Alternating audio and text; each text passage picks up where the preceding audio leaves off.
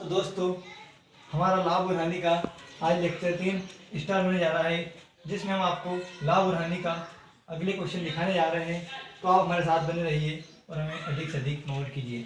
दोस्तों, हमारा क्वेश्चन है, दो वस्तुओं को 3800 में खरीदा गया। मतलब दोस्तों, यहाँ पे हमें दो वस्तुएं दी है जिनकी कुल कीमत है कि हमने दो वस्तुओं को टोटल 3800 में खरीदा। यदि दोनों को समान मूल्य पर बेचा जाए, जिससे एक पर 20% लाभ और दूसरी पर 30% की हानि होती है, तो हमें बताना है कि जो हानि पर बेची गई वस्तु थी उसका क्रय मूल्य क्या था। दोस्तों, हमने कल जो क्वेश्चन किए थे उसमें हमने आपको समान मूल्य पर बेचने के क्वेश्चन दिखाए थे, लेकिन हमने दोस्तों दोनों का सीपी नहीं दिया हुआ था। तो दोस्तों, एक क्वेश्चन थोड़ा अलग है, जो हमने कल दिखाए थे उससे थोड़ा डिफरेंस है। तो दोस्तों, हम क्या करेंगे, हम आज भी वही करेंगे जो हमें रेशियो दिया है, उस पर थोड़ा लॉजिक लगाएंगे। तो दोस्तों, हमें बताना है कि दो वस्तुओं को अगर 3800 में खरीदा गया और उन्हें अगर मान लो दोस्तों एक को कुछ कीमत पे भी खरीदा गया हो, दूसरे को भी कुछ कीमत पे खरीदा गया हो, जब उन्हें बेचा इक्वल मूल्य पर, तो एक पर लाभ होता है दूसरे पर हानि। तो दोनों की जो कॉस्ट प्राइस थी दोस्तों अलग अलग थी। तो हमें बताना है कि जो हमने हानि पर वस्तु को बेची उसका क्रय मूल्य क्या था। तो हम सबसे पहले यहाँ पे क्या करेंगे दोस्तों, कोई भी राशि हो अपने आप में 100% होती है। अगर 20% का किसी वस्तु पर लाभ हुआ हो, तो अगर 100 थी 20 का लाभ हुआ तो हो जाएगी दोस्तों कितनी, 120। 100 की वस्तु थी, 20% का लाभ हुआ तो हो गई दोस्तों 120। और दूसरी पर दोस्तों 30% की हानि हुई, और हानि होती है मतलब 100 में से 30 की हानि हुई तो आ जाएगा हमारा 70। तो दोस्तों, हमारा सीपी का रेशियो आ जाएगा 120:70। ये 0 से दोस्तों 0 कट जाएगा। अब इसके बाद में क्या करना है दोस्तों, हमारी जो भी वीडियो आएगी हमें उसे इन्वर्सली रूप में लिखना है। दोस्तों, 7 चले जाएगा इधर, 12 आ जाएगा इधर। अब आप सोच रहे होंगे दोस्तों कि हमने इसे किस तरह क्यों लिखा। तो दोस्तों, हम इसे इसलिए लिखते हैं कि जब भी अनुपात की बात होती है, अगर सीपी इधर आता है गुणित 100, जैसे कि दोस्तों मान लो कि राशि 100 रुपये थी, CP1, इसमें 20% का लाभ हुआ तो 20 CP1 आ जाएगा। दूसरी राशि हमारी 100 CP2 थी, उसमें में 30% की हानि हुई तो माइनस आ जाएगा 30 CP2। ये होता है दोस्तों 120 CP1। इधर आ जाएगा दोस्तों 70 CP2। तो दोस्तों, जब हम CP1 और CP2 का रेशियो निकालेंगे तो हमारा आएगा 70/120। तो दोस्तों, हमें एग्जाम में इस तरीके से नहीं करना है, क्योंकि अगर हम एग्जाम में बार बार ऐसा करने जाएंगे तो हमारा टाइम लग जाएगा। इसलिए हम क्या करेंगे, सिंपल वैल्यू लिखेंगे कि हमें 20% लाभ होता है तो 120 होती है, और 30% की हानि हुई तो 70 होती है। उसके बाद हम क्या करेंगे, जो भी हमारा रेशियो निकलेगा उसको इन्वर्स रूप में लिख लेंगे। ये दोस्तों बेसिक था कि हम इसे क्यों 12/7 को 7/12 लिखते हैं, जिसका बेसिक ये है दोस्तों, क्योंकि जब भी रेशियो इक्वल में आता है तो अनुपात इन्वर्स हो जाता है। तो दोस्तों, आप समझ चुके होंगे कि हमने 12/7 को 7/12 से लिखा। तो दोस्तों, अब हमारा जो रेशियो आया वो आ गया 7/12। मतलब कि एक वस्तु 7 रुपये की थी और हमने एक वस्तु 7 की बेची, एक 12 की। मतलब एक को 7 में खरीदा और एक को 12 में खरीदा। हमारे दोनों का कॉस्ट प्राइस आ गया। दोस्तों, दोनों का कॉस्ट प्राइस अगर हम ऐड करें तो 12 और 7 होता है 19। मतलब कि दोस्तों, हमने दोनों वस्तुओं को कितने रुपये में खरीदा, 19 रुपये में। लेकिन हमें एग्जामिनर ने दिया है कि हमने वस्तुओं को खरीदा है 3800 रुपये में। ये 19 से कटेगा दोस्तों 200 बार में, मतलब कि जो एक की वैल्यू आएगी दोस्तों वो आ जाएगी हमारी 200 रुपये। अब हमें उसने पूछा है कि जो हानि पर हमने वस्तु बेची थी उसका क्रय मूल्य क्या है। तो दोस्तों, हानि पे बेची वस्तु ए थी, आई में हमें 12 का मान निकालना है। तो एक की वैल्यू अगर 200 है तो दोस्तों 12 में 200 का मल्टीप्लाई करेंगे तो 12 दूनी 2400। मतलब कि हमने जो हानि पर वस्तु बेची थी उसका कॉस्ट प्राइस पूछे, उसका कॉस्ट प्राइस है दोस्तों 2400 रुपये। दोस्तों, आप समझ चुके होंगे कि बहुत ही बड़े बड़े क्वेश्चन जो एग्जाम में बहुत ही बच्चों को काफ़ी दिक्कत देते हैं, उसे हम बहुत ही आसानी से किस तरीके से कर रहे हैं। हमारे साथ बने रहिए, जिससे हम दोस्तों आपको बहुत ही शानदार क्वेश्चन दिखाएंगे। दोस्तों, एक क्वेश्चन रेलवे व्यापम बैंकिंग के लिए बहुत इंपॉर्टेंट है। तो दोस्तों, आप समझ चुके होंगे हमने क्या किया है। हमें दिया हुआ था एक पर लाभ और एक पर हानि। हमने क्या करा, 100 में लाभ जोड़ दिया, 100 में से हानि घटा दी, और हमारा जो भी रेशियो निकला उसको हमने इन्वर्स करके लिख दिया। जब दोस्तों इन्वर्स करके लिखा तो हमें यहाँ पे दिया था दोनों वस्तुओं की कुल कीमत, और हमें दिया हुआ था दोस्तों यहाँ पे 12 और 7 19, और एग्जामिनर ने दिया था 3800 रुपये। दोस्तों, हमें 19 की वैल्यू दी हुई थी। तो हमें अगर पूछे कि लाभ पर बेची गई वस्तु का मूल्य क्या था या हानि पर बेची गई वस्तु का क्रय मूल्य क्या था, अगर हमें लाभ का पूछिए तो हम इसकी वैल्यू निकालेंगे, हानि का पूछे तो इसकी निकालेंगे। तो आई होप दोस्तों आप समझ चुके होंगे। दोस्तों, हमारा अगला क्वेश्चन है, दो वस्तुओं को 13,200 में खरीदा गया।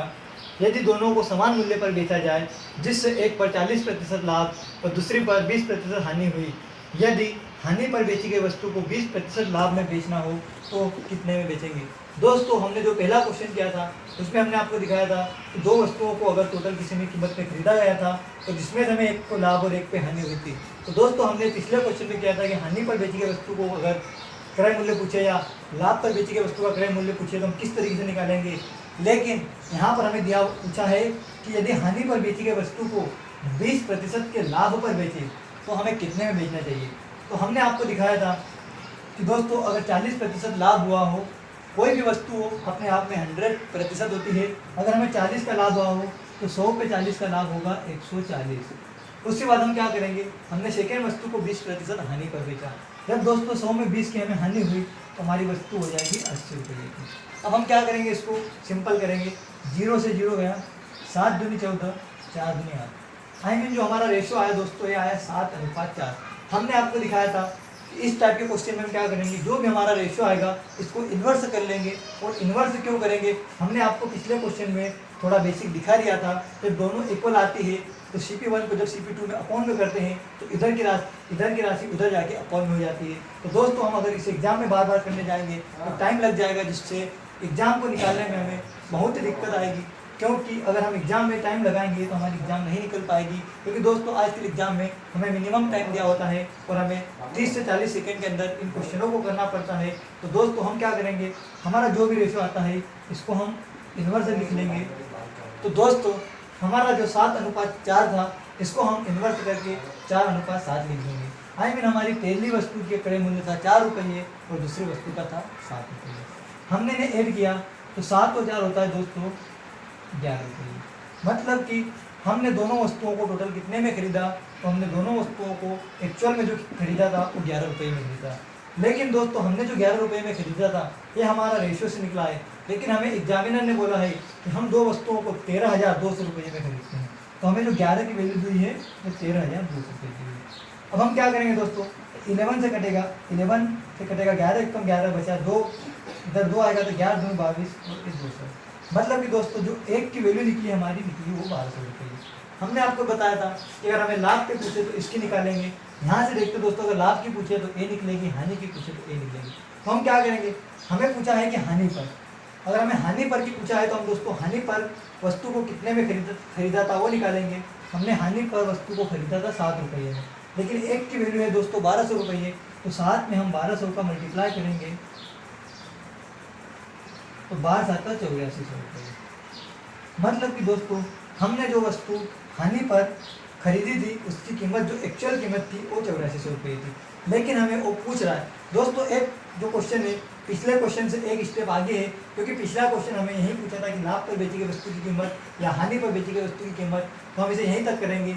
लेकिन हमें अब जो क्वेश्चन पूछा है उसमें पूछा है कि जो हमने हानि पर वस्तु को खरीदा था तो अगर उसे हम 20% के लाभ पर बेचें तो हमें बताना है कि हम कितने में उसे बेचेंगे। दोस्तों ये जो 8400 रुपये है ये 100% की वैल्यू है कि नहीं है, पहले आप मुझे बताओ। दोस्तों कोई भी वस्तु होती है अपने आप में 100% होती है। मान लो कि हमने कोई वस्तु 8400 रुपये में खरीदी तो उसकी वैल्यू हमारे लिए 100% होगी।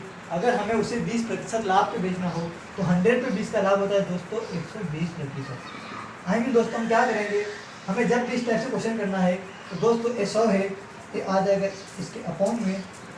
दोस्तों क्यों आएगा कि सबसे पहले हम यहाँ से 1% की वैल्यू निकालेंगे तो 1% की वैल्यू निकलेगी दोस्तों 8400 अपॉन 100। और हमें 120 की वैल्यू निकालना है, यहाँ पे करेंगे दोस्तों 120 से मल्टीप्लाई। ए 0 गया, ए 0 गया, ए 0 गया, ए 0 गया। हमारा क्वेश्चन बचा दोस्तों 84 गुणित 120 रुपये। 0 0 रहेगा दोस्तों, 12 का 4 में गुणा करेंगे, 12 चौक 84, 12 चौक 48 के दोस्तों 8 हाथ पाया 4, 12 8 96 और 4 100।